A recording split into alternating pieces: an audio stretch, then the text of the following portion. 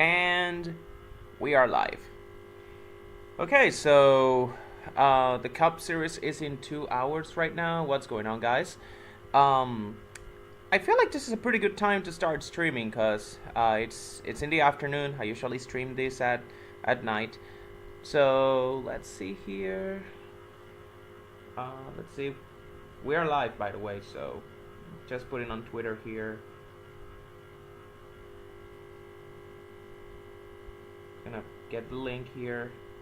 We're gonna be talking about the trucks and Xfinity races, whatever the fuck that was. Uh, but yeah, I have a lot of things to say. As you guys know, I already do not like Atlanta Superspeedway. This, what I saw about the trucks and especially the Xfinity race, it was just honestly frustrating. Again, my expectations were already pretty low, given that I've gone on record saying I'm not a big fan of Atlanta Superspeedway, and I know it's not called Atlanta Superspeedway. People call it New Atlanta. It's still Atlanta, but for me, I call it Atlanta Superspeedway because this is what NASCAR wanted, and they may like what we see, they may like what they see, but we as the fans, I know this fan right here doesn't like it. So, anyways, let's get the stream link and let's.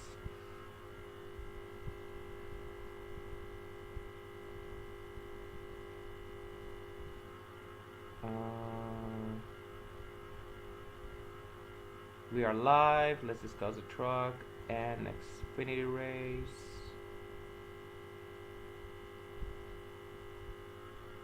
Okay, that should do it. Okay, so that should do it. Okay, anyways, let's get on with it. Again, the Cup race is in 2 hours, and I don't want to stay that any much longer than this. I actually, I wanted to stream this like late at night, but again, this Superspeedway racing is just so draining. It just drained me away. This racing at Atlanta, I just wanted to go to sleep after the Xfinity race ended. I just didn't want to think about anything NASCAR related. But I got a channel, and I want to talk about this. So only thing I want to say is, who thought it was a good idea to start the season with 2 Superspeedway races? It's already bad we have 6 of them on the season, and even worse that when we have 0 practice on any of these. But starting off the season with 2 of them, and 3 of them being in the first 10 races too, because Talladega is in 2 months for now. You gotta remember, we have already 2 Superspeedway races, Daytona, Atlanta, and then 3 of the first 10, because again, Talladega is in April. And then we have this big gap, and then we go to Daytona, and then we go to Atlanta a couple of weeks after that. I believe Atlanta is the playoff opener, and then we have Talladega in the round of 12 as well. Like 6 Superspeedway races, and they are all bunched together, like 3 of them in the first 10 races, and then you have like 3 of them, the other 3 are like in a 6-7 race span, 8 race span. If NASCAR wants to have 6 Superspeedway races, they need to have them spread out, because it causes a lot of fatigue now. I just don't want to think about pack racing anymore. I'm just ready to go to next week already. And you already know I wasn't looking forward to the truck race, specifically considering what we saw last week at Daytona. Let's start with the truck race, because that was the first race of the doubleheader. But yeah. After what happened last week at Daytona, I wasn't looking forward to this. With all the talk about lack of respect, of course, Matt Crafton in particular, he made some pretty good points. Even if you don't think very highly of Crafton, I personally don't do. But I, for once, actually agree with him that the truck series, they just lack this veteran presence that is sorely missing from the 2000s, with Mike Skinner, Ron Hornaday, Todd Bodine, Johnny Benson, Jack Sprague, Ted Musgrave, and even if you hate the guy, Rick Crawford as well. Who else? well, even Matt Crafton. Matt Crafton was a youngish driver back then. He had those veterans to look up to and fight with against. Um, so yeah, the Truck Series, they like this veteran presence. Now those guys are not coming back. They're all but retired. But I said it in my Daytona when talking about the truck race at Daytona that the Truck Series, they need to make a better effort. The Truck Series teams to bring this some of the younger veterans back. Talking more of an Eric Amarola, Greg Biffle, Kurt Busch, Carl Edwards, even Kevin Harvick for one or two race deal. Kind of like what Kyle Busch did back in 2019 when he brought Biffle along to drive the number 51. I believe it was at Texas, and he actually ended up winning the race. That's a sentiment that has been echoed through the garage and even social media leading up to this race. And with Kyle Busch back, that was one of the things that one of the storylines that one of the few things I was looking to this race. It was something that caught my attention, especially since this is Kyle Busch, his first super speedway start in either trucks or Xfinity since his 2015 wreck that broke both of his legs. I know Kyle Busch went on record saying that after that wreck he retired. He said he would retire from running super speedway races in trucks or Xfinity. Not in Cup because it's a full-time Cup driver. He needs those, and he needs to lock those stars just to maintain playoff eligibility. But still, he started 7th on this race, a race that Daniel Dye started from the pole. His first career pole too, and Michael Waltrip was pretty ecstatic in the booth because he's his personal camera guy, as Fox loves to say. But Daniel Dye winning the pole. He also led a McAnally 1, 2, 4, 5 because Majeski started 3rd. But Daniel Dye was on the pole. Tyler Ankrum 2nd. I almost said Christian Wood. Jack Wood in 4th, and then Christian Eckes, who was last week's winner, 5th. Another guy that I kept an eye on for the entire race was Grant Enfinger in 6th. Matt Crafton 8th. And then Chase Birdie 9th and Connor Jones 10th. Other notable drivers, this was only 33 trucks showed up. This was the smallest field since 2020. You go down through the field, you see Roger Caruth, he started 12th. Colby Howard driving for the Tricon Garage, the number 1 Toyota, 15th. Nick Sanchez, last week's winner, 18th. Corey Heim once again starting a bit deeper in the field in 19th. Kaden Honeycutt driving the 45 for Nice, 25th. Then Mason Maggio, 26th. Thad Moffitt, 28th. Taylor Gray, 31st, starting deeper in the field. Keith McGee and Spencer Boyd on 32nd and 33rd at the back of the field. And again, only 33 trucks showed up, the smallest field since 2020.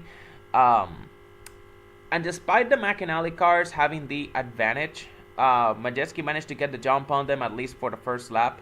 Then Tyler Ankrum came back and he took the lead, but not for long, as Kyle Busch just surged to the lead with a help from Chase Birdie. The race was pretty much dominated by the McAnally trucks and then the Spire and Spire, basically. Although it was mostly just, Kyle Busch and Tyler Ankrum leading the bulk of the race. And at some points you could see like a Ty Majeski or a Christian Eckes up front, but it was mostly Kyle Busch and Tyler Ankrum up front. And this was basically a theme of the race, and also one of the big storylines that I feel no one is talking about the Truck Series season. I know I made some echo of that on Twitter. It's a battle to be who's going to be the best Chevrolet team in the Truck Series, because with Kyle Busch Motorsports and GMS Racing closing their doors, now 2 Truck Series teams have replaced them as quote-unquote their flagship teams for Chevrolet in the Truck Series, those being Spire and the Bill McAnally team. I know it's called McAnally Hilgeman Racing, but I still call them Bill McAnally Racing. But yeah, this is the battle to be who the best Chevrolet team in the Truck Series, and it's a very interesting battle because Spire Motorsports, they have the more resources because they purchased Kyle Busch Motorsports, and well, McAnally, they have the better drivers. Christian Eckes is, in my opinion, the best Chevy driver right now in the Truck Series.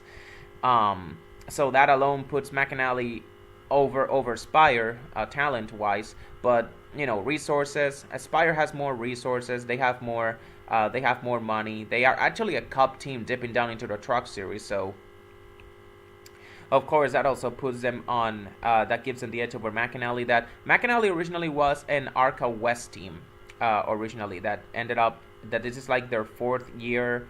Actually, their fifth year in the Truck Series, because they started in 2020 with Kraus. So very interesting. It was very interesting to see. That's a storyline that I really want to see more people talking about. Who's gonna be the number one Chevy team in the Truck Series? But anyways, Kyle Busch got the lead early, but the McAnally cars, they regrouped quickly and they retook the lead from the 7. Eckes and Ankrum, they ran 1-2. The field settled into single file, and again, Kyle Busch did his best defending the lead. But just like what happened at the 500 last week, if you remember at the end of stage 1 with the Hendrick cars just ganging up on him, Kyle Busch managed to defend himself against one of them, but he wasn't able to defend against all 4 of them. This was just like this. Kyle Busch was able to defend the lead against Ankrum, but then this left the door open for Eckes to take the lead from him, and he did it on the bottom too. Eckes was one of the guys that was able to just make these light jobs on the inside of them, on the inside, and then just clear him on the outside of turn 2. He was one of the only guys that was able to do that, and to me, that's a good, because the outside lane was pretty much king on both the trucks and also the Xfinity races. You could see if a guy manages to make a slide jump, makes a stick, and manages to clear a couple of guys, that's a good indicator that they have the car to beat. And Eckes early on, he looked to have the car to beat. After he passes Busch for the lead, Kyle got sent back. He slid back, I believe, to 7th. And then this is where we got the first caution of the race, with the field coming across the lap truck of Keith McGee. He got loose in turn 3 while running 3 wide, and he spun out. He almost cleaned out a huge portion of the field, but thankfully he kept it at the bottom. Great save that, didn't warrant a caution, but the caution still came out. Not because of that spin, though, but because of a lawless Allen spin that happened in the back that Fox did not show, because, of course, they do. And this didn't even happen during commercials either, so, it's already a bad look for them. So anyways, just like Daytona, because fuel is more of an issue on these super speedway races more than ever, especially with stage cautions and the like. We got some takers on pit road.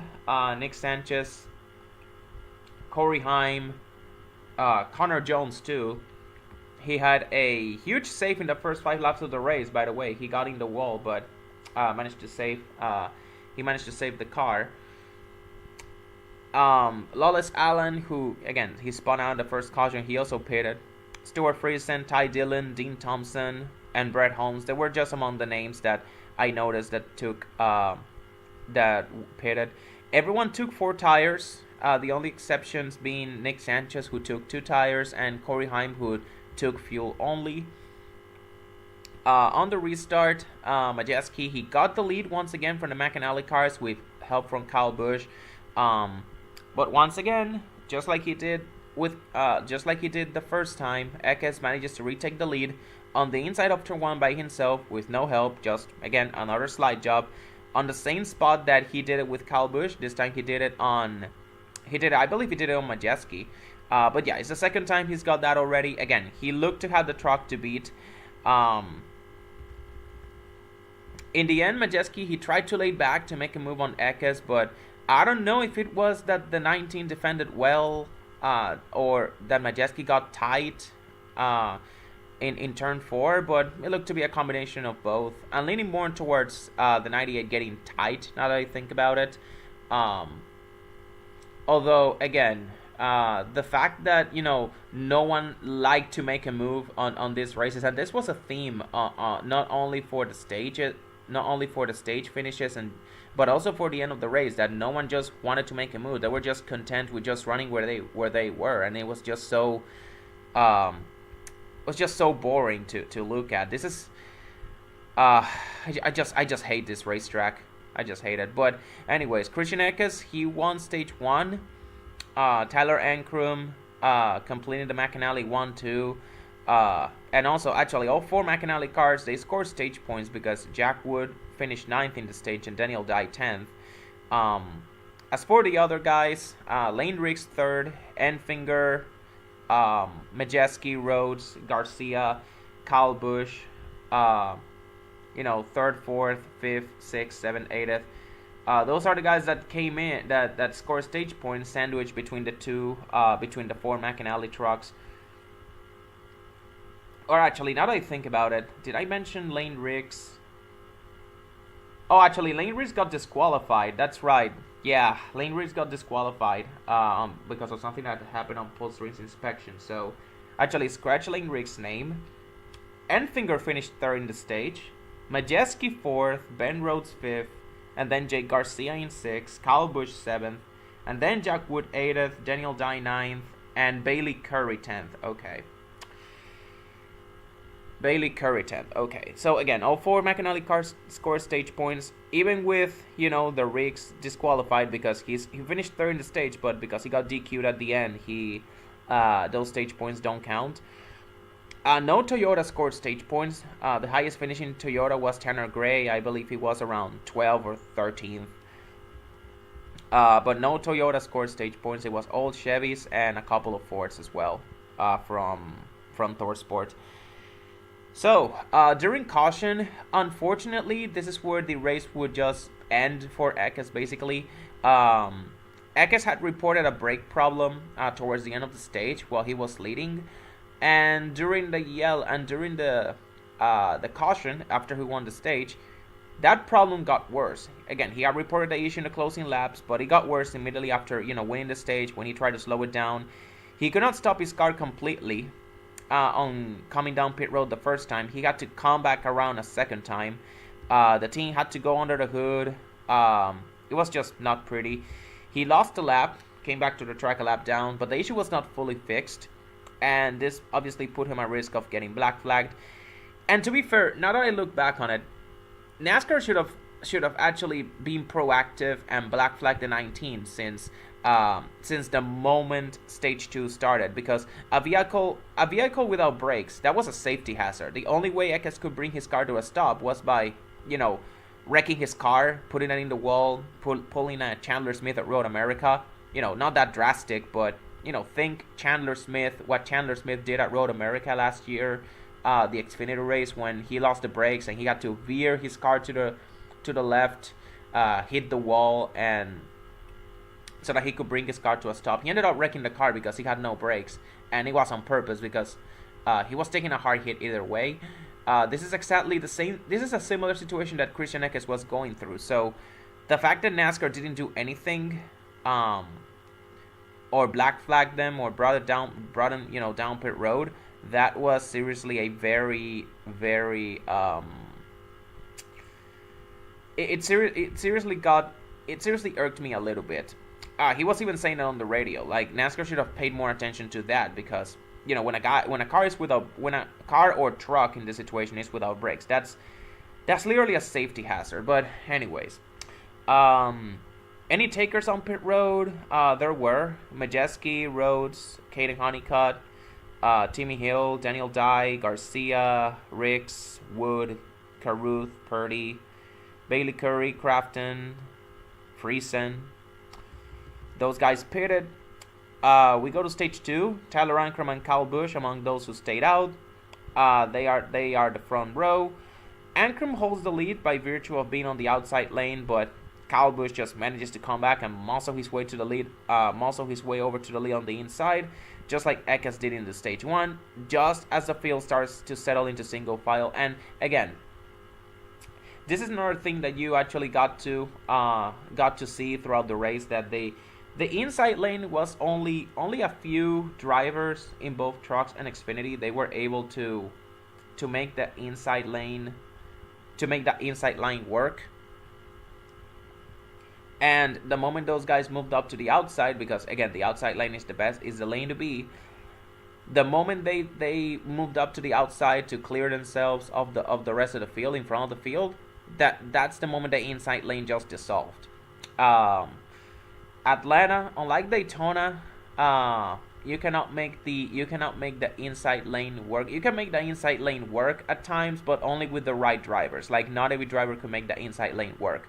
If you could make moves on the inside lane, it meant that you have a very good car and that you should, if you kept it clean, you should probably watch out for those guys come if they're at the front. But again, not everyone has not everyone has the car to be at the not everyone has the car to keep it to make moves on the bottom. So because of that, track position was a big factor. And thankfully Kyle Busch got the lead because he got a great car. And there's a great driver behind that car. But the moment he got the lead on the inside, he pulled a slide job. The inside lane, you could just feel that. That's the moment they lost all of the energy. And the field started to settle into single file. It looked like stage 2 was going to be all single file, but thankfully a caution happened. Or not thankfully, because that caution was a very dumb caution that shouldn't have even happened. It happened during commercials too, so, commercial yellow moment. I'm not even going to say this is a Fox issue because NBC has been a victim of, commercial yellows as well, but this was a really stupid caution. Just Thad Moffitt trying to squeeze in front of Jake Garcia while running 8th. He was not clear, and he got put in the wall and on the backstretch and spun around. And Garcia made contact with Lane Riggs, trying to avoid the spinning 46. And, to make matters worse for Lane Riggs, he got held 2 laps on pit road for too many men working on his car while under the DVP. So, already a disastrous start to his season.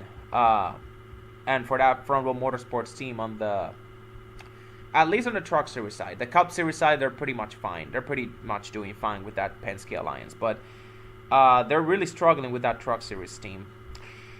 So anyways, over on pit road, this is the moment where Eckes, he finally took his car to the garage and out of the race. He just couldn't take it anymore. That truck was literally running on ARCA brakes.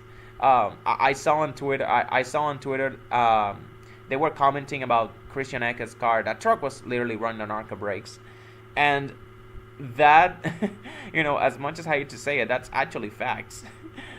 That truck just would not brake. So, anyways, the guys that didn't pit on the last caution, or most of the guys, they pit. Or actually, no. Kyle Busch, Tyler Ankrum. Yeah, I'm reviewing my notes here. Kyle Busch, Ankrum, Enfinger, Tanner Gray, Corey Heim. Oh, no, those guys stayed out. Everybody else pitted. So, Taylor Gray, Colby Howard, Majeski, Sanchez, Raja, Timmy Hill, Bailey Curry. Yeah, those guys stayed out. They would not pit either. I believe those guys only pitted during the stage breaks. So, anyways, we go to the restart again. And this time, Kyle Busch is now on the outside. With Enfinger on Taylor Gray on the inside. With some help from Tyler Ankrum. And they are able to do bomb draft here, by the way, because that's not a rule. That's not a rule. There's not a rule that prevents, bomb drafting on the or locking bumpers at Atlanta. That's only for Daytona or Talladega. At Daytona, you can actually at Atlanta you can actually do that. Although I wouldn't advise that it's a good idea because again, because Atlanta, you race it like a super speedway, as unfortunate as it is. You gotta follow the same rules with bomb drafting as it is with as you do with Daytona and Talladega, where bumping someone in the corners is a big no-no, basically. Anyways, Kyle Busch and Tyler Ankrum, they prevail because they're on the outside lane. They're the best lane. The stage ends under caution, unfortunately. This time with another McAnally truck with issues. This time with Jack Wood. And once again, just like what happened with Thad Moffitt in the previous caution, just, another young driver trying to force the issue. He ends up clearing himself, trying to force through a hole. He doesn't fit, and it causes a wreck. And this actually pissed me off because not only was it the second time in a row, but this is exactly why we had so many cautions at Daytona last week. These young drivers, they just never learn. You see that Moffitt trying to clear himself off of Jake Garcia, trying to go through a hole that's not there. He gets put in the wall. Jack Wood, he tries to clear himself in front of Brett Holmes. It doesn't work. They put it, both of them are putting the wall, or Brett Holmes is putting the wall. Jack Wood spins and hits and gets huge damage on the front end of the car after going through the grass. That splitter damage. He breaks the radiator. He's out of the race. That's stupid. That's stupid. These young drivers just never learn. And it was just, that just pissed me off. So, anyways. The stage ended under caution. Kyle Busch won the stage with Tyler Ankrum, Enfinger, Tanner Gray, and Heim running out the top 5. And then Nick Sanchez, Majeski, Raja, Taylor, and Bailey Curry also getting stage points in the top 10. Coming down pit road, the leaders pit because they hadn't pitted at all during the entire stage. Only Matt Mills, Crafton, Daniel Dye, Dean Thompson, Ben Rhodes, and Stuart Friesling are among those who stayed out. Raja Groove gets some minor damage after making contact with Lawless Allen, leaving his pit stall. If there was any damage, I feel like it was cosmetic because Carruth didn't come down for repairs. So I feel, and I don't think it affected his performance. So again, just a little slip up. Now, stage 3, the action picked up quite a little. Matt Mills emerged as the leader, but not for long, as Purdy, Ankrum, and Enfinger, who had pitted, they have fresher tires, they overtake Matt Mills and they immediately go to war. During this green flag run, we had a couple of drivers with issues. Ben Rhodes with a flat tire, or yet another flat tire, remembering what happened at Daytona last week. A flat tire takes him out of a good finish. Rhodes falls 2 laps down because of that. He has to pit under green. Friesling also with an issue. He tries to make a move outside of Caden Honeycutt in turn 2. Hits the wall after getting tied. He also has to pit for damage. Tanner Gray also gets a piece of it. Also comes out of it with a tire rub after narrowly avoiding Friesen, but he kind of scrubs the quarter panel, the left rear quarter panel. He tried his best to avoid it, but he gets a tire rub out of it. And then a few laps later, Raja Carruth also comes down with a flat tire.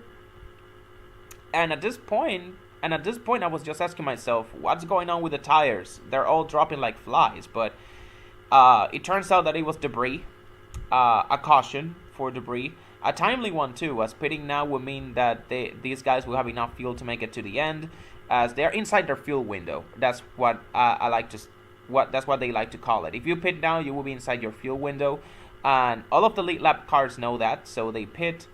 Raja Carruth pitted while the pits were still closed because again he has a flat tire. You can't risk blowing it and making damage causing damage to the car. He will restart the tail end of the field, but hey, at least he managed to nurse it back and he's still in contention. Enfinger has a slow stop as the team didn't top off fuel and he had to back up to wait on it, so because of that he also lost a lot of track position. Tyler Ankrum won the race off pit road, with Nick Sanchez, Timmy Hill, and Matt Mills penalized. Mills was penalized for running over equipment. Nick Sanchez and Timmy Hill penalized for speeding. A lot of guys went to the rear. A lot of fast cars too. But anyways, Kyle Busch and Ankrum are on the front row for the restart. And Ankrum once again holds the lead on the outside lane with Corey Heim right behind him in second. Matt Mills, he hits the wall and he has to calm down pit road, similar to what happened with Stuart Friesen. This time he hit the wall in turns 1 and 2, so because of that, he has to calm down pit road under green. Unfortunate because this is already the second straight week that he's had he's run pretty well in the race. If you remember last week at Daytona, he qualified 4th. And was running early in the top 5 before he got some damage early on. Now at Atlanta, he leads some laps, but unfortunately hits the wall late in the race, and he's gonna finish. He got to calm down pit road, and that's ultimately something that he wasn't able to recover from. I know, looking at the running order now, and I'm gonna tell you now, but he finished like multiple laps down. Grant Enfinger, he got a huge surge in momentum. He passed Fox, they saw a replay. I saw a replay where he passed like 4 to 5 trucks by himself in turns 3 and 4, and then Nick Sanchez follows him from behind. And then Enfinger, he thought about moving up, but he decided to stay down in the end because he saw that Sanchez followed him. And thinking that he was clear, he makes contact. The two of them make contact, trying to calm down. With Enfinger trying to calm down in front of Sanchez. That looked to be a huge accident, but it turned into an amazing save from the 9 truck. They lost a few of their of those positions that Enfinger had managed to make up ground on, but it was still a pretty wild sequence. And honestly, now that I think about it, I believe I believe that was like the move of the race, not like anything else happening in the truck race, but it was a very it was a great move there. So there was no caution for that, but the caution came out a few laps later for the first bizarre moment of the season. I know when we look back on the 2024 season, this is gonna be one of the what the fuck moments out there. And this is where the wind comes into play, because if you guys remember, this weekend was very windy, at the very least Saturday. Yesterday was very windy, especially with the truck, and we got a lot of issues with that. The wind came into play a lot with the handling.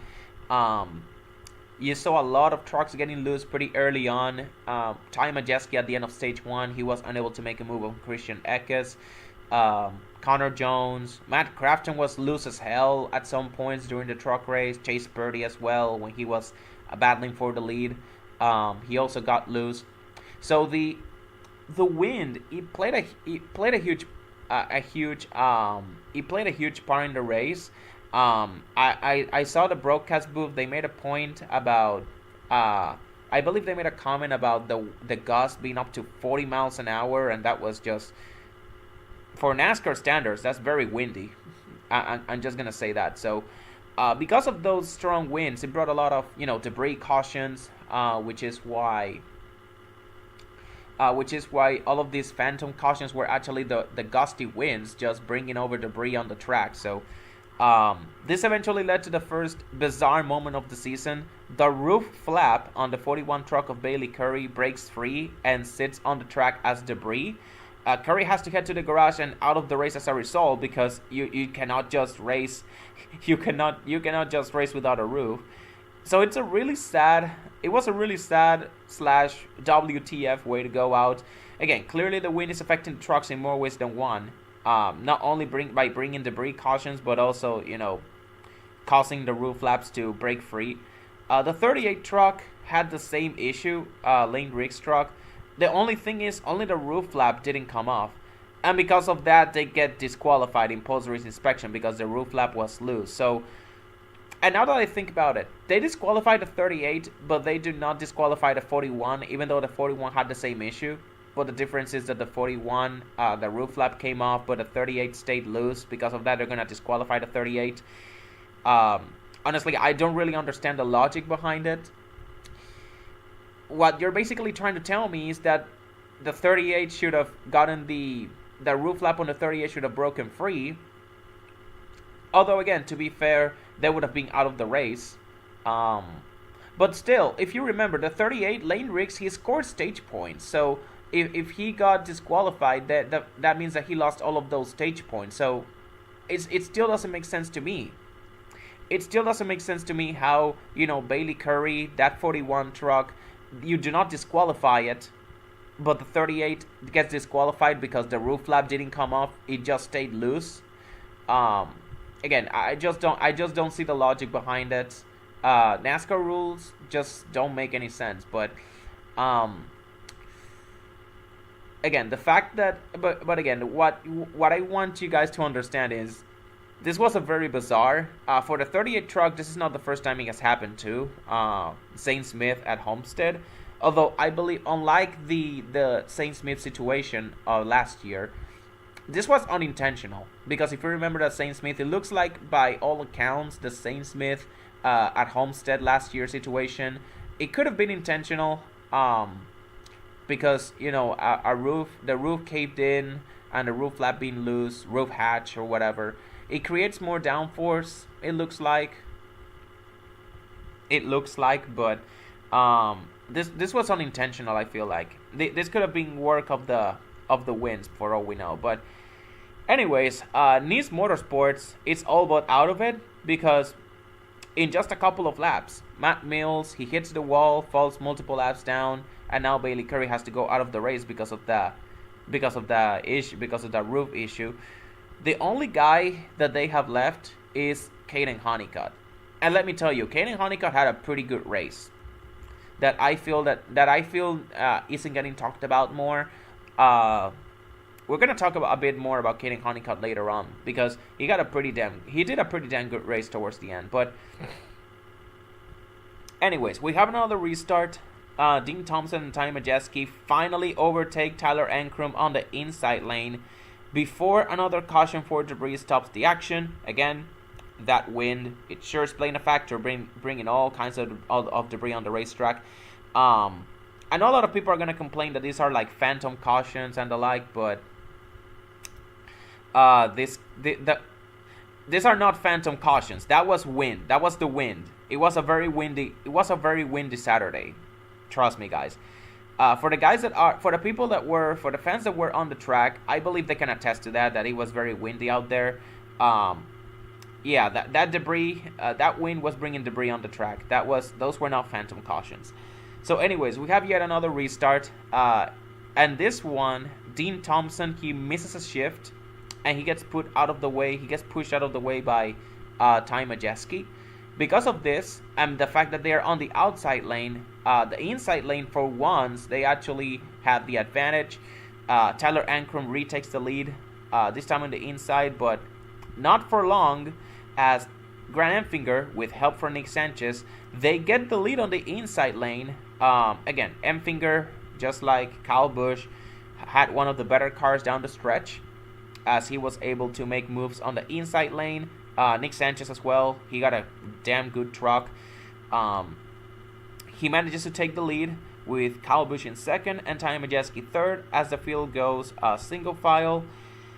Coming into the final laps, the race goes green all the way, thankfully, as you know, as it's usual for truck races, as you would expect a truck race, especially on a Superspeedway, to go well into overtime with a lot of cautions. But the truck race was pretty tame, for more tame than we would have liked, but still, there were still some things that happened. Ben Rhodes hit the wall again, and he got another flat tire out of it. And he got made it all the way back into the top 10 on the lead lap by that point. He got made all of his laps back. He was back into the top 10. So, once again, another flat tire from Ben Rhodes. Hits the wall again, another flat tire. So, just a nail in the coffin for him as far as a good finish go. Pretty slow start for the defending champion. Bit of a championship hangover, you could say. On coming into, I believe, 7 or 8 laps to go up front, Grant Enfinger has a flat tire, and he has to calm down pit road. He has to calm down pit road to fix it, and he finishes several laps down. Again, he probably ran over a piece of debris that the wind just brought into the track. Again, just unfortunate. And he wasn't the first guy in either the truck or the Xfinity race to run over a piece of debris. Trust me. There were other guys that I believe ran over a piece of debris on the racetrack. If you remember Roger Carruth, that's how he got his flat tire earlier in stage 2, is because he ran over a piece of debris. So Enfinger had to calm down pit road. He finishes several laps down. He has to forfeit a good finish basically, but at least he brought the car in one piece. With this, Kyle Busch retakes the lead with Ty Majeski, Corey Heim, and Taylor Gray hot on his trail. And coming to the white flag is a 4-truck breakaway. Busch, Majeski, Heim, Taylor. 5th on back. I thought they were laying back to make a move led by Sanchez in 5th, but in the end nothing came of it. It just felt like everyone was just content running where they were.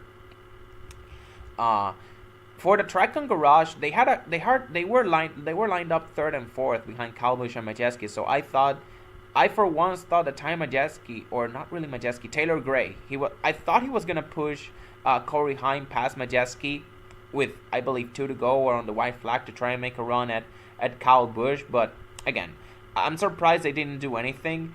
And that's the exact same reason why Majeski didn't try anything. Is because he felt that if he tried anything, the Tricon cars, they wouldn't go with him, and then by him just trying to do that, he would just get sent back to fourth, and then the Tricon cars would be lining up behind Kyle Busch, and they will end up winning the race. So, I understand Majeski's mentality, but I mean, you still gotta make the move yourself. I mean, it's the last lap, and this is your last chance. You gotta make a move. So, and now we were never gonna see what could have been, because Majeski in the end, he tried to make a move at the very end, but again, nothing came out of it because predictably the Tricon cars didn't go with him.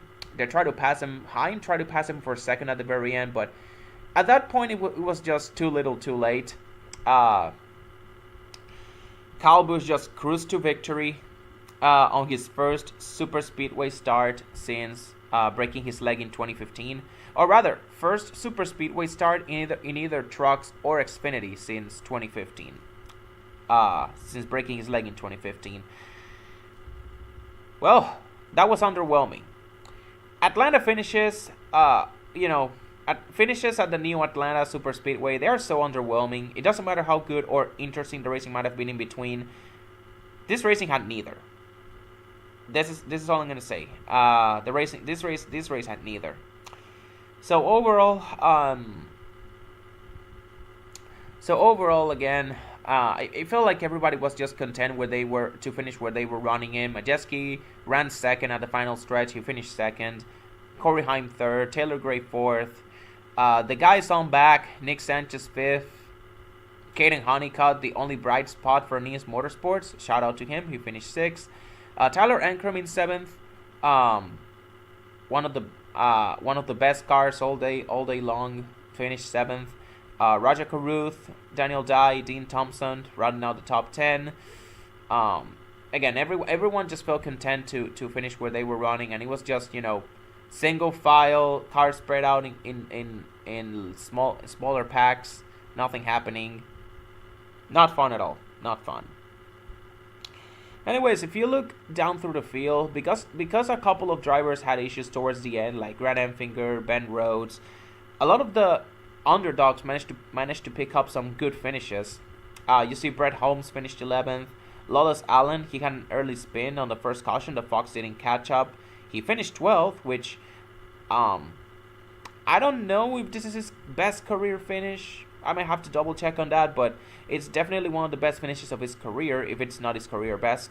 Ty Dillon in 14th, Jake Garcia 16th, Colby Howard 17th, Timmy Hill 18th, Mason Massey 20th, Keith McGee 21st after making that amazing save on stage 1, Spencer Boyd 22nd, and then you have the guys that had issues. Stuart Friesen in 23rd, Grant Enfinger 25th, Thad Moffitt 26th, Matt Mills 27th, Ben Rhodes 28th, Connor Jones 29th. He hit the wall early in stage 1. I mentioned him. It looks like he was unable to recover from that. He spent the majority of the day several laps down. In the end, he finished 29th. Bailey Curry in 30th, out of the race. Jack Wood 31st. Christian Eckes 32nd due to that brake issue. And then finally, Lane Riggs 33rd.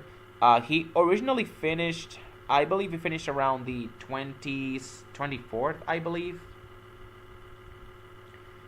Yeah, he originally finished 24th, but he got DQ'd because of the loose, roof flap or roof hatch.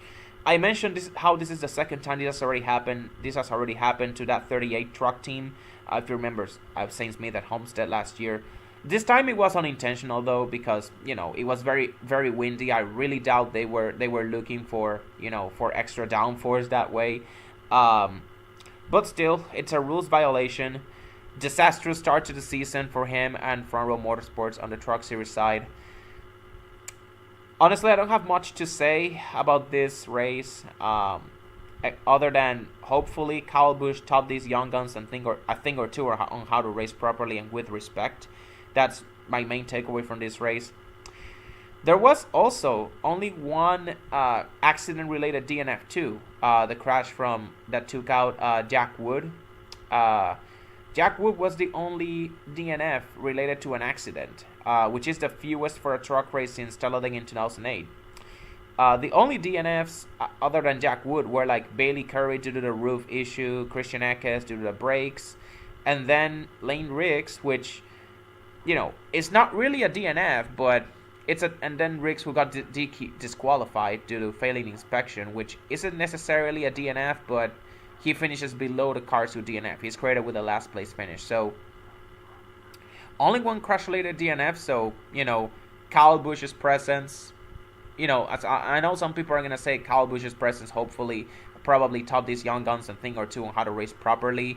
Some of that plays a part, but also the fact that they're racing at Atlanta, a track where there is no action whatsoever and everyone is just running single file. I feel like that was the main reason why there were so few cautions.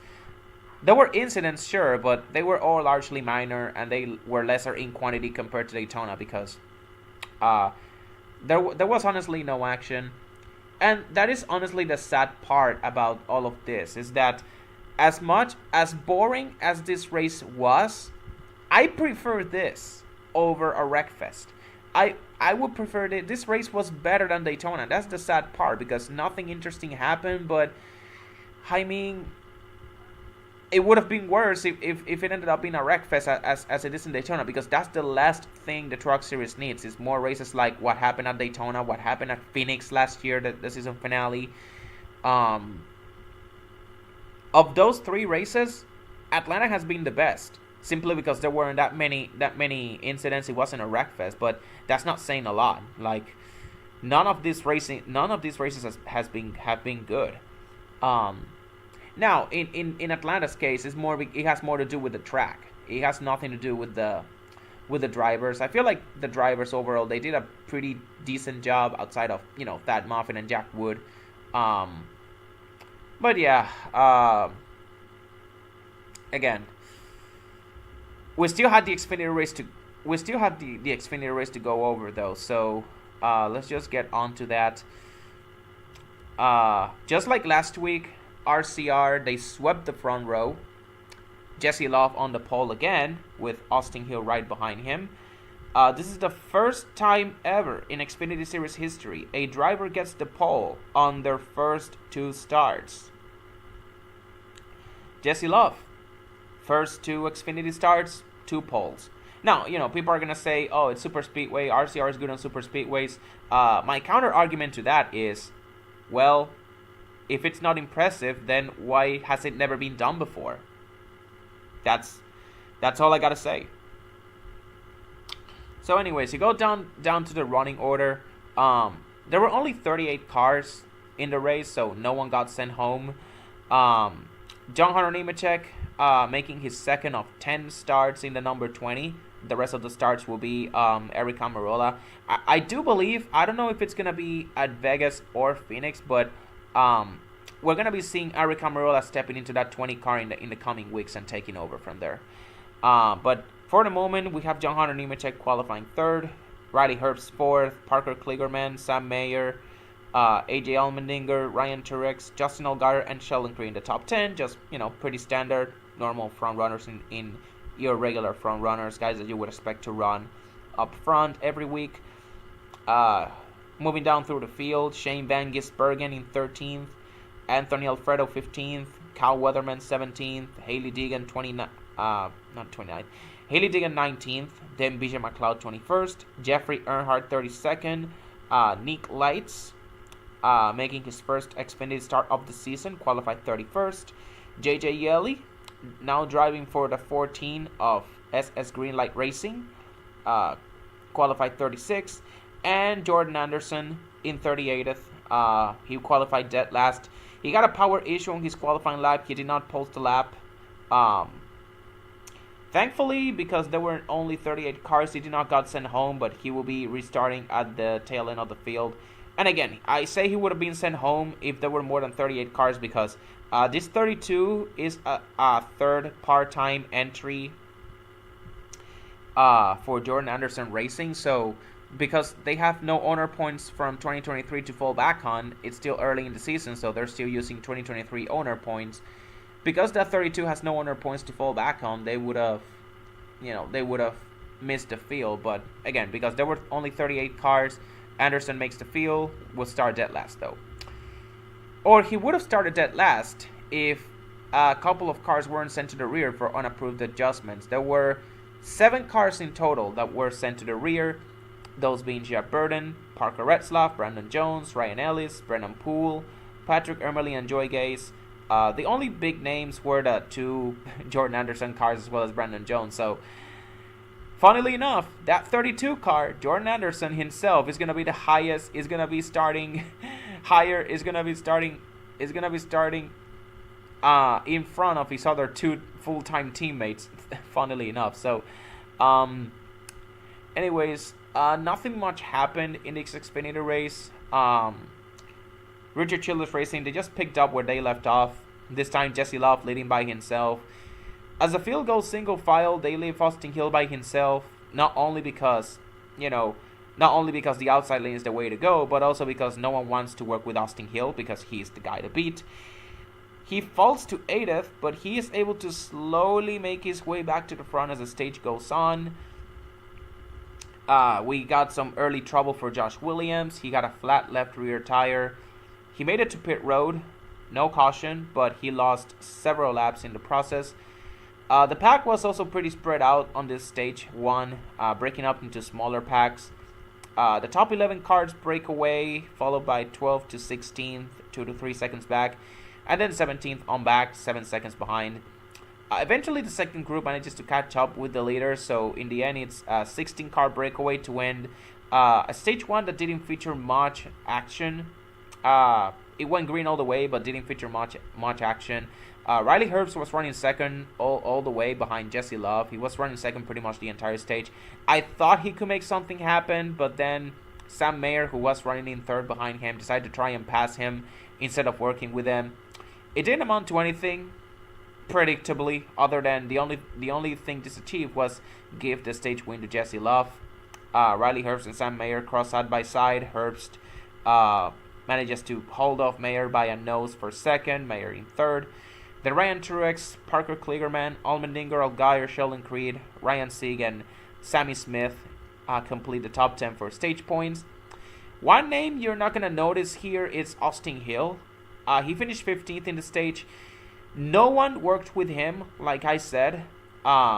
He is the guy to beat, so none of the Xfinity regulars wanted to work with him. The only guy that actually made any semblance of teamwork with him on the inside lane, the only guy that worked with him was John Hunter Nemechek, who finished 13th in the stage. So they made some headway on the inside lane.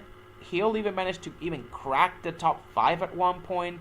That was just for one lap and a half. Once the pack started, reaching lap traffic, picking up the lap cars, that's when they lost momentum.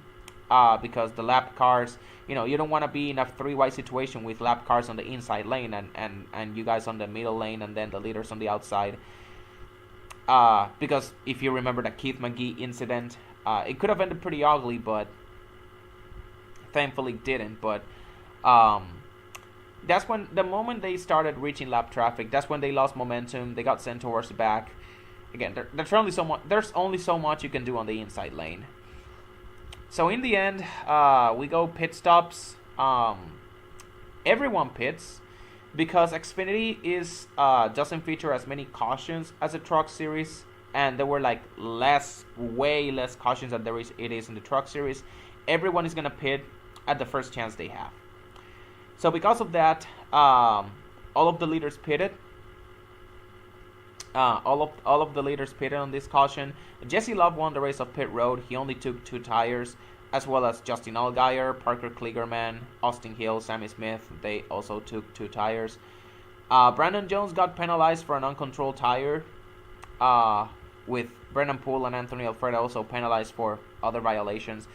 Alfredo also went for a slide through the grass. By the way, speaking of Anthony Alfredo, but again, Fox never acknowledged that, just like the lawless Allen spin in the truck race, because, they never do. Shane Van Gisbergen, he also made an extra stop on this caution. Not for any issue in particular, but It's because I assume they wanted to make sure everything was alright and the car wouldn't have the same issue as their teammate in the 11 car. Anyways, with stage 1 out of the way, we go to stage 2. It's now Parker Kligerman trying to challenge Jesse Love for the lead, but again, because Love is the leader and he has the choice of restarting, he's the control car. He chose to restart on the outside, as he always does, and he holds the lead. But Kligerman actually hangs on pretty well. For a moment, I thought he was gonna be able to get the lead from Jesse Love, but once again, just like in stage 1, Kligerman is unable to mount any sort of a challenge on the inside. Jesse Love, Allgaier, and Austin Hill are in the top 3. The field goes single file. Kligerman gets sent to the back. And it would have stayed that way. Stage 2 would have been a repeat of stage 1 if a caution didn't come out for JJ Yeley spinning off of contact with Kyle Weatherman. Some guys pitted this time around. We got some strategy. Not all of the leaders did, but AJ Allmendinger, Sam Mayer, Brandon Jones, and Haley Deegan were among those who pitted. Then on the restart, now it's Austin Hill restarting as a first car on the inside lane, alongside his teammate Jesse Love on the outside. Because it's now Austin Hill, and Austin Hill is very good on super speedways, he actually is able to make the inside lane work for parts of the race. The inside lane doesn't dissolve as quickly as it did in the previous restart. If you watch the truck race, the inside lane, when Kyle Busch was leading the inside lane, when Grant Enfinger was leading the inside lane, if a fast car or truck is leading the inside lane, they can actually make something happen, but only as long as the guy that is leading the inside lane stays on that lane. Obviously, the first car on the inside lane is gonna try and clear the first car on the outside lane so that they can go and take the lead for themselves. They're not gonna stay on the inside lane because the outside lane is just the best. It's just the way to go. So the moment they get the lead, they're gonna move up and the inside lane is gonna dissolve. This didn't happen with Austin Hill, or at the very least it didn't happen as quickly as it did with Kligerman on the previous restart. The inside lane does dissolve eventually because Hill is unable to clear his teammate Jesse Love, but everything devolves into single file eventually. But again, something to watch for as the sun started to set, because the Xfinity race was held in the late afternoon, like into the night. So that was another factor that played into it, is the fact that with the sun setting, there was going to be more handling and more grip, and there was going to be more and this was going to give the inside lane more of a shot, or more of a fighting chance against the outside lane. It wasn't going to make it better, but again, something to watch on. Anyways, John Hunter Nemechek, he got put in the wall during this run as a checkup in front of him, after a checkup in front of him happens. And the ensuing accordion fed behind him puts him in the wall. I know he had some contact with Jeff Burton behind him. Again, nothing malicious, just, something that usually happens on super speedways. I should know, because that's how Daniel Suarez, Haley Deegan, Sam Mayer, that's how those guys got taken out at the last week at Daytona. If you remember the first caution that happened last week at Daytona, it was an accordion effect that ended up taking out Daniel Suarez and Haley Deegan and Sam Mayer and I believe Kyle Weatherman too. This is exactly what happened here at Atlanta, just a classic super speedway stack up. It ends with John Hunter being put in the wall. No caution, but he has to pit, and just like Josh Williams, he has to fall multiple laps. He falls multiple laps down because of that. And at the end of stage 2 again, Allgaier is in second, and he thought about making a move. But because Riley Herbst had laid back on him, Riley Herbst was running third at the time. Because Riley Herbst had no because Riley Herbst was laying back to make his own move happen. Allgaier had basically no help. He had no momentum to make any move on Jesse Love. So stage 2 ends with no one just making a move. Just everyone just laying back and trying to... Everyone just laying back on each other, trying to make a move on the guy in front of them. And what this does is it just leaves the leader just a clean racetrack. Nothing to worry about, just cruise to the end of the stage and collect the stage win and the playoff point that comes with it. So Jesse Love sweeps both stages. Allgaier, Riley Herbst, Ryan Truex, Sammy Smith, Chandler, Cole Custer, Austin Hill, Allmendinger, Sheldon Creed. That's your top 10 for that stage.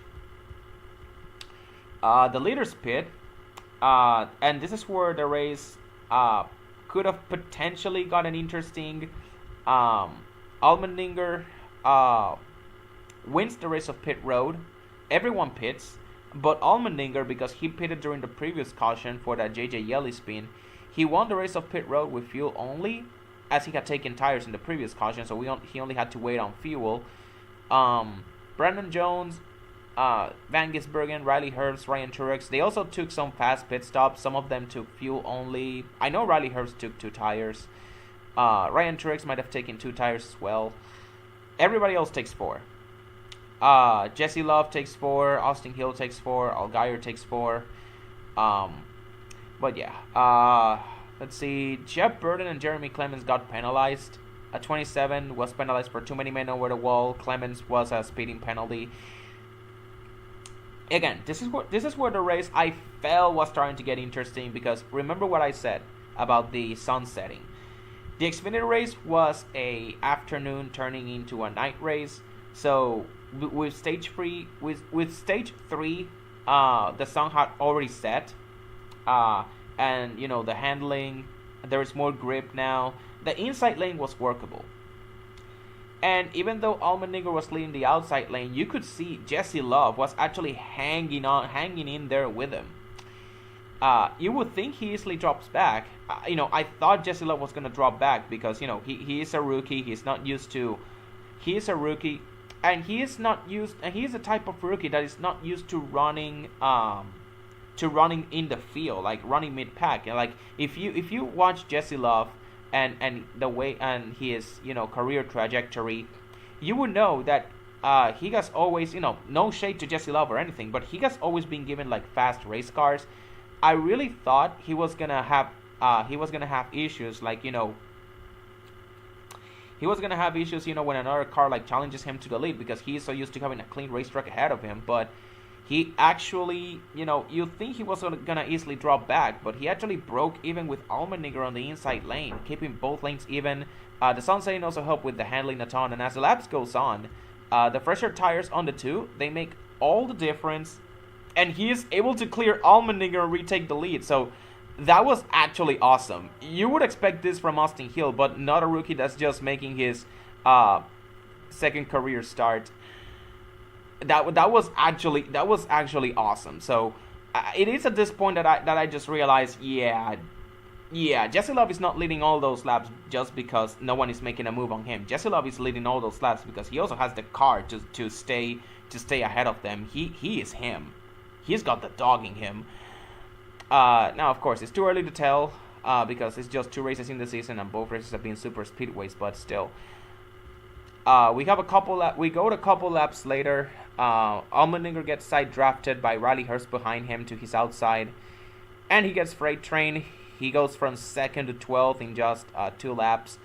Also worth noting, again, just like what happened with Kyle Busch in the truck race, the moment Jesse Love took the lead, that's the moment the inside lane just dissolved, because they didn't have that leader that could to lead that inside lane, leading them. So the moment Jesse Love cleared Allmendinger for the lead and moved outside, that's the moment that line lost all of the energy.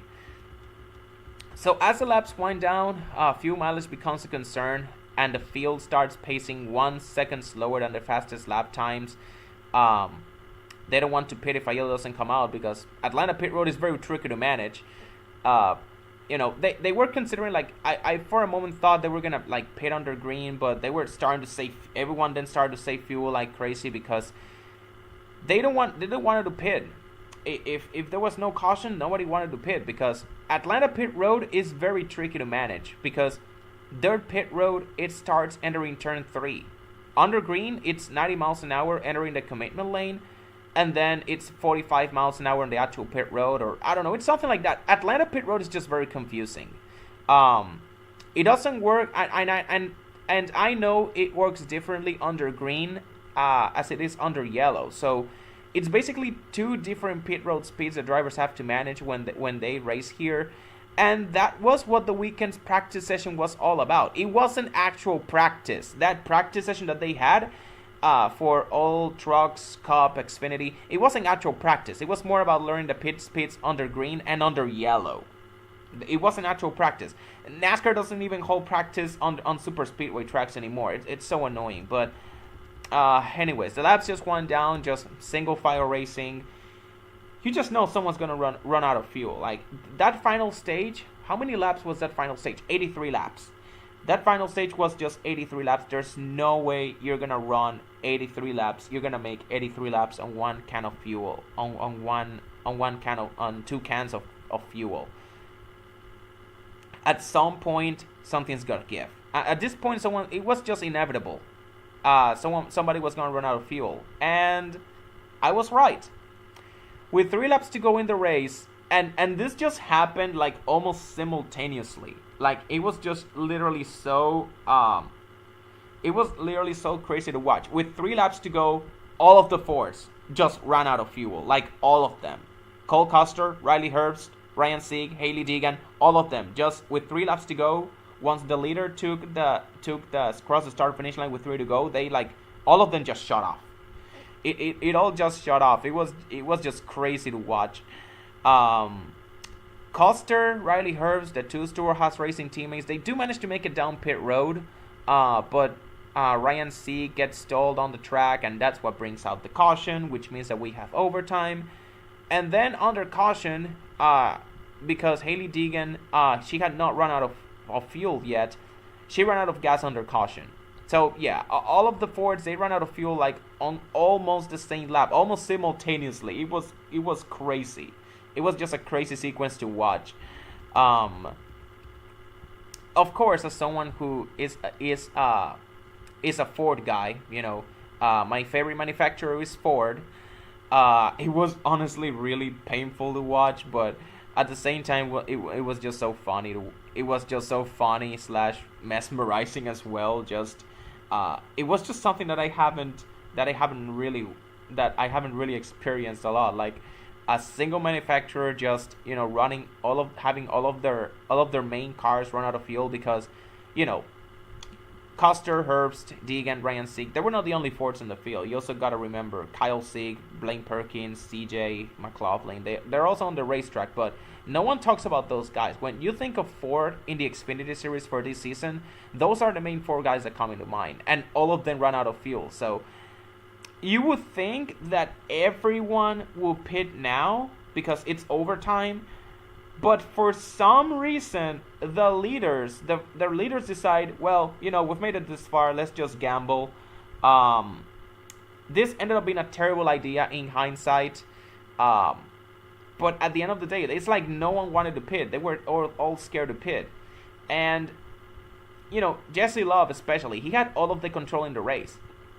If he pitted, he could have brought a lot of guys down with him to pit road because they thought, well, if Jesse Love is pitting, then he thinks he's not going to make it, then I'm going to pit too. But on the other hand, you will have other guys thinking, well, Jesse Love may be pitting because he spent all of those laps running up front. He didn't save as much fuel. Meanwhile, somebody like, I don't know, Austin Hill running in the top 10, just laying back, managed to save fuel by staying in the draft. Instead of leading the pack, he didn't have to save as much fuel. In the end, the only guys who ended up taking a splash of gas was Chandler Smith, Brandon Jones, Shane Van Gisbergen, Red Slough, Sheldon Creed, Allmendinger, Anthony Alfredo, Jeremy Clements. All of these guys, they actually ended up taking the smart choice of pitting for fuel. All of the other guys that didn't, they gotta be looking at that as a lesson. It's a lesson learned, I guess. Those guys ended up making the right call because just before the restart, because this race went into overtime, that last caution took the race into overtime. Sam Mayer and Sammy Smith, they pitted as they run out of fuel under caution. And then just before the restart, Allgaier runs out of fuel and he has to pit as well. So it was a very dicey situation in overtime. And the moment Allgaier ran out of fuel, because when I saw Allgaier run out of fuel, I was like, yeah, there's no way Jesse Love makes it. He fucked up. His pit crew, Denny Stockman, his crew chief, he fucked up big time. And it all predictably went just as I thought it would. Everyone who stayed out ran out of gas. I mentioned Allgaier and Jesse Love, who they just ran out of gas the moment the green flag started. Al Mendinger also ran out of gas, like at the start-finish line, he ran out of gas. Parker Kligerman, he also ran out of gas too the moment he crossed the start-finish line. Ryan Truex was still there, but he was running on fumes. He was unable to stay in the draft. He was running on fumes by that point. Basically, everyone that was like on fuel mileage that hadn't pitted on that last caution ran out of fuel, except one guy. You guys already know who I'm talking about. Who else but Austin Hill? And just like last week, he manages to hold off a Joe Gibbs Racing driver in Chandler Smith for yet another Superspeedway win. It's almost infuriating. And look, I don't hate Austin Hill. At this point, he is undeniable. His resume is undeniable. He is one of the best Superspeedway racers in Xfinity Series history. His resume is undeniable at this point. Like, I'm not saying this as an Austin Hill hater, but I can actually see how infuriating it is if you're not a fan of the guy. Watching him just win Superspeedway races time and time again, because even when he doesn't have the best car, even when no one wants to work with him in the draft, even when he is on fuel mileage, Austin Hill this guy is inevitable. This guy always finds a way to win. This guy always finds a way to win. This win came by playing the fuel mileage game perfectly. You know, some people are gonna say, you know, that it doesn't take, you know, it doesn't take skill to win a Superspeedway race. It takes a different kind of skill. And, you know, the game around Superspeedway racing with this stage racing and stuff like that, it's fuel mileage. It's inevitable at this point. If the game is fuel mileage, then you gotta just, you know, play the fuel mileage game. And that's what Austin Hill perfectly did. So, you know, I don't hate Austin Hill. I respect the guy.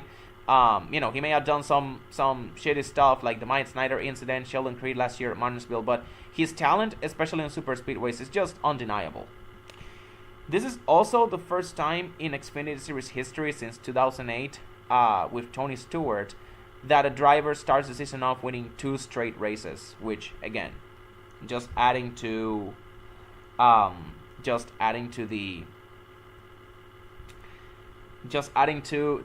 amazing Austin Hill is. So yeah, and you will also see, looking at the running order, the top 5 is almost a mirror of. It's almost a carbon copy of last year. The only guy that's left is Jordan Anderson, and we're gonna talk about Jordan Anderson's race in a bit. But with Austin Hill winning, Sheldon Creed, who finished second last week at Daytona, he finished 4th. Parker Retzlaff, who finished 3rd. Last week, he finishes 5th in this race. Chandler Smith, he finished 5th last week at Daytona. He finishes 2nd. So 4 guys, including the race winner Austin Hill, 4 guys finish in the top 5 in the first 2 races. I saw a tweet from, you know, Trey Ryan, and by the way, shout out to Trey Ryan. Shout out to Trey Ryan, the stats guy, my favorite stats guy in all of NASCAR Twitter. He found this stat for all of us. He found this stat for the world to see. This is the first time in Xfinity Series history that 4 drivers have finished top 5 in each of the first 2 races, which is really amazing. The only guy that finished top 5 last week that didn't was, again, Jordan Anderson. He finished last place, unfortunately.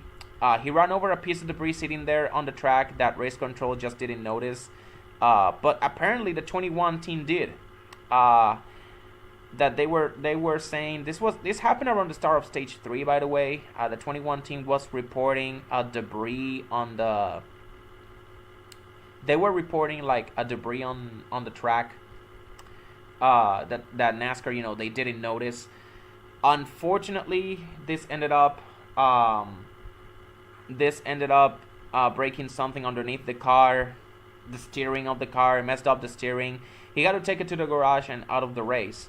Again, I have no doubt in my mind that was probably the wind that brought that piece of debris there. I know, again, it was a very windy day. There was a lot of debris brought onto the track because of that. A lot of, pieces, random scraps.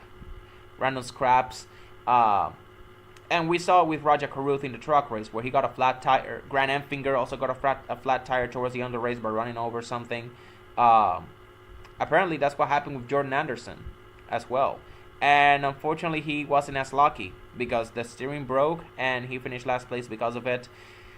It's a shame, but it happens. It's a shame sometimes, but hey, at least they have back-to-back top. He still has back-to-back top 5s as a team owner with that 31 car of Parker Retzlaff to start the year. So with Jordan Anderson not finishing top 5 at this race, who finished top 5 instead? Well, Shane Van Gisbergen in 3rd. His first career top 5 in a Superspeedway, and also in his Xfinity Series career. So not bad for Van Gisbergen. First 2 races of the season, a 13th, or rather a 12th, I believe. Yeah, a 12th and a 3rd. Not bad for him. Jeremy Clemens 6. We're going down through the field. Jeremy Clemens in 6, rallying back from a speeding penalty. Anthony Alfredo 7th, Jeffrey Earnhardt 8th, Ryan Truex 9th. He didn't stop for fuel either. He just crossed the finish line on fumes. And Sammy Smith in 10th. So as you can see, a couple of great underdog runs like Clemens, Alfredo, Jeffrey Earnhardt. A couple of good underdog runs because some of the amidst this fuel mileage chaos. We go down through the field. Sam Mayer in 11th, Jesse Love in 12th. Again, you just got a feel for him after leading all those laps. But again, he was in a very complicated situation because if he pitted, yeah, he would get his shot at a good finish. But after leading all those laps, the expectation is to win. So, 2 poles, 2 races where he leads the most laps. I believe he led the most laps last week at Daytona as well. But again, you got a feel for him after leading all those laps. Jesse Love in 12th. And nothing except other than 3 stage wins to show for it. No good finishes, no top 10 finishes to show for it. At least he got 3 stage points. At least he got 3 playoff points off of those 3 stage wins and a lot of a great points day out of both of those races. So it would have been like a top 10 or a top 5 for a win. It would have been better. All of those laps led would have been, after leading all those laps, you expect at the very least a couple of top 10 or 2 from those 2 starts. But still, Jesse Love put his name on the map in this race. I don't care what some people may be underrating him because he was an ARCA guy, and to be fair, a lot of people just they hate anyone in ARCA that drives for Venturini, but they have produced some studs, in the past couple of years. You see Sheldon Creed. I believe he drove for Venturini. I may be wrong. Saint Smith.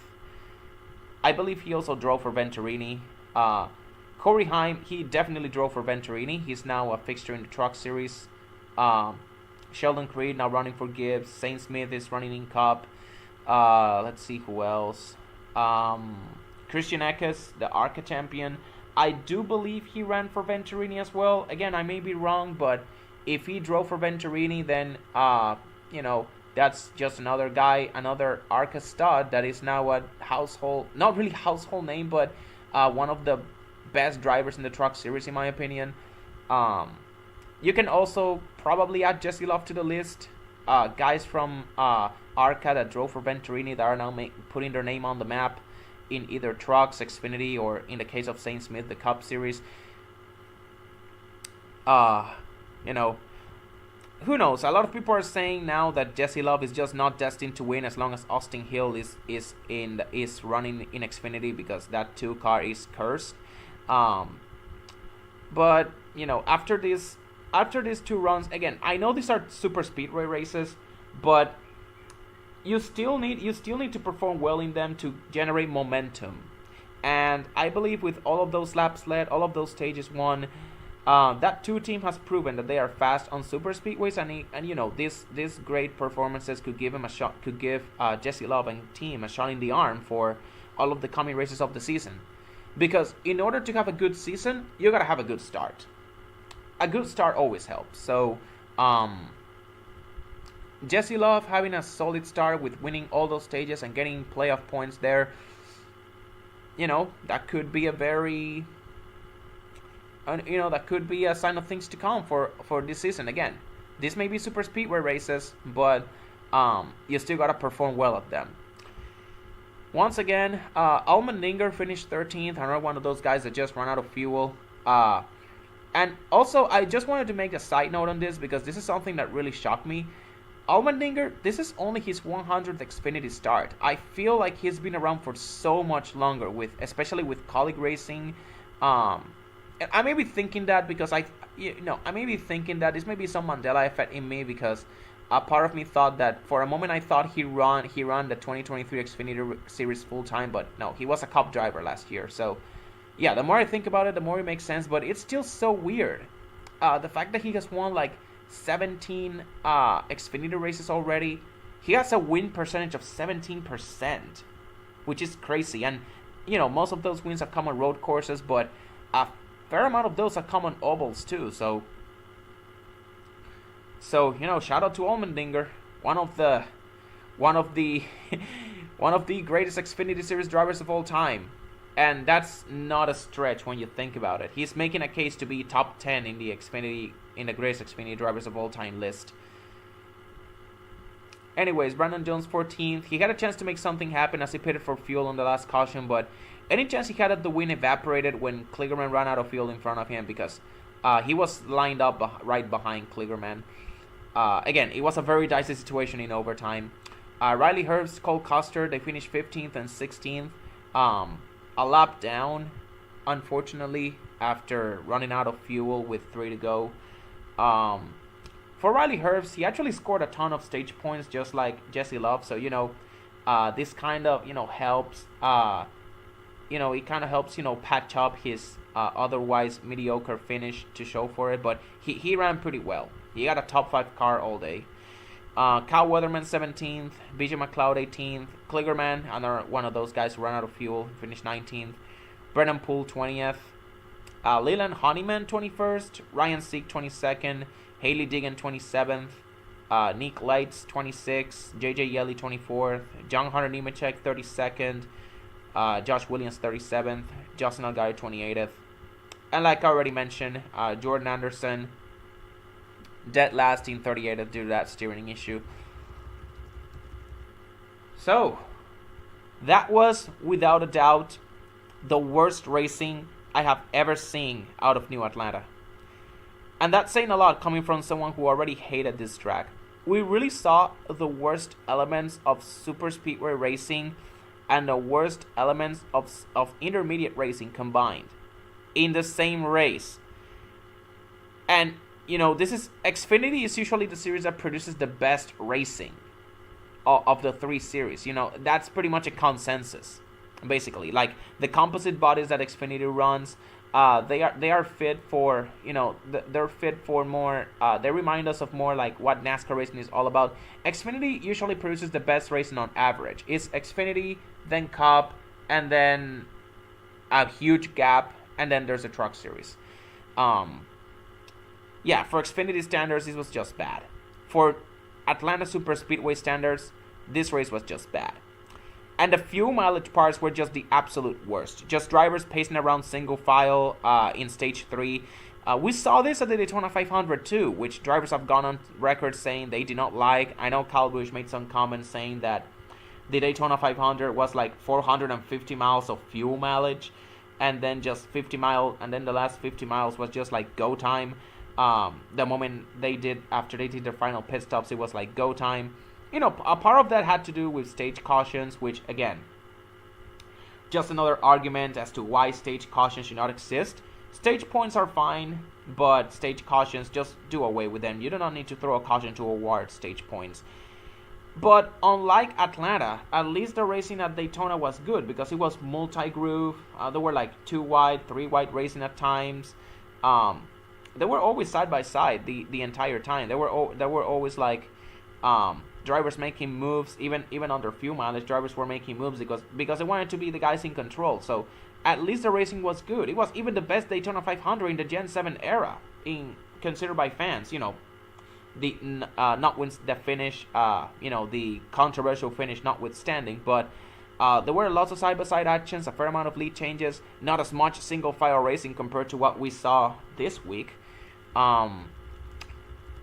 Again, this race just left a sour taste in my mouth, and as I'm recording this, it's 3:20 p.m. The Cup race is in 40 minutes, my time. You know, it's in 40 minutes my time. It's at my time zone is Atlantic Standard Time. We don't use DST here. So the only good takeaways I have from the Xfinity race, I mean, Shane Bergen got a top 5. That's cool. Jesse Love is gonna be better than we thought. I had him missing the playoffs actually in my preseason predictions. That take might age pretty poorly, depending on how well he races at the other non-Superspeedway tracks. Joe Logano and Brad Keselowski, they have great chemistry in the booth alongside Adam Alexander. They're pretty some great commentators, and this is once again something that I have seen a lot with drivers of today's drivers a lot. These drivers actually turn out to be good commentators. Kyle Busch, Joe Logano, Keselowski, Harvick, those guys turn out to be some pretty good commentators in the booth. They're pretty insightful. We already saw it with Harvick at the Daytona 500. And finally, of course, Austin Hill is inevitable on super speedways. And we're going to Las Vegas next week too, a track that he won at last year. So again, I'm not saying he's gonna win. I'm not saying he's gonna win at Las Vegas, but it's just something to think about. Just some food for thought. Just how many wins can Austin Hill win? Can Austin Hill get? How many super speedways? Is Austin Hill really gonna dominate all of the super speedway races? He's gonna sweep all of the super speedway races. Like, yeah, we're racing at Daytona, the Xfinity Series. I believe they're racing at Daytona, Talladega, and Atlanta, like all, like twice a year. So that's like 6 super speedway races out of 33 that the Xfinity Series runs in. Can Austin Hill win all 6 of them? He hasn't won at Talladega. As great as Austin Hill has been at Daytona and Atlanta, he has never won a race at Talladega. That's honestly pretty crazy to think about. But yeah, I guess. But yeah, I cannot wait for the season to actually begin. Now we're heading to Las Vegas, an actual non-super speedway track. I guess all we gotta do, I guess all we got left now is just see how the Cup race goes now. I've heard some people say that it's probably gonna be the best racing because Atlanta is better suited for Cup racing than it is for Xfinity and trucks. That Cup always produces the best racing in Atlanta. And to be fair, as much as I hate this track, and as much as I hate what NASCAR did to this track, because let's be real. Atlanta did not deserve this. If NASCAR really wanted a 1.5 mile turn into a super speedway, they should have done that with Texas. You know, Texas, I wouldn't care that track is as a dumpster fire. It's already a dumpster fire as it is. Atlanta did not deserve this. Atlanta was good as is. A repave was needed, but reconfiguring it was just it was just way too far. I know some people are saying that probably, they should just take because they are running the Superspeedway package on these tracks. Once the track surface ages a bit, I know the original plan was, and I've heard some rumblings that once the track surface ages a bit, they were gonna go away from the Superspeedway package and start running like the 1.5 mile package. And that could probably restore some of the some of the racing that we used to see at Atlanta, but with the high bank, because you got to remember, Atlanta got reconfigured to have higher banking comparable to Daytona and Talladega. Higher banking means that you're going to be running more wide open. So I don't know how much of a difference the intermediate package is gonna make. For all we know, we could see some hybrid pack racing that NASCAR tried to emulate with the 2019 low 550 horsepower package from the Gen 6 days, where they were trying to make this weird hybrid pack racing. And that's my main fear, that if NASCAR if NASCAR just shows up at this new Atlanta with a intermediate package, we could see that, and then nothing is gonna. And then, it could solve some of the problems, but at the end of the day, my point is, this track is already ruined in my eyes. Atlanta was was one of my favorite tracks because the abrasive surface, it chewed up tires, and towards the end of its lifespan, I needed a repave. But when I watch Atlanta, as a teenager, and those races, especially that 2011 race, the one from Labor Day weekend that was pushed back to a Tuesday, Jeff Gordon, Jimmy Johnson just sliding back. And I know that clip of the finish was resurfaced on NASCAR Twitter because of this finish. But I was rewatching that finish. It was amazing just watching those guys just dirt tracking it with the loose surface, chewing up the tires. It was just amazing to watch, and that's just what I miss out of Atlanta. That track was a driver's track. It always brought out the best in drivers. Those tracks like, Homestead, Atlanta, Auto Club Speedway that NASCAR also took away from us. Those tracks, they're some of my favorite tracks because they bring out the best in drivers.